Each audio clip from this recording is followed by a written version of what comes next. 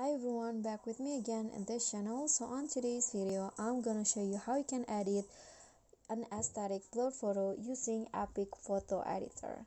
So here I've already on the EPIK apps, and you can just start by click on the start editing button, then select the photos that you want to edit,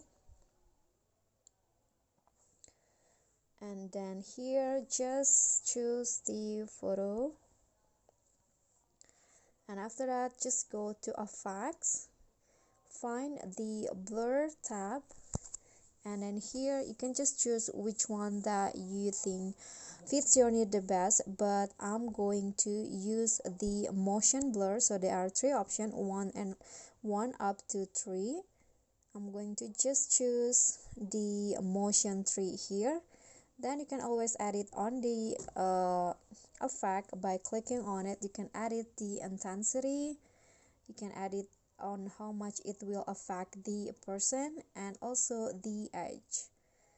Okay, if you here is the before and here is the after.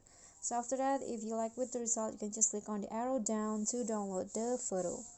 Okay, so that's all from me. If you think this video is helpful, remember to click thanks, like this video, comment, and also subscribe. Bye.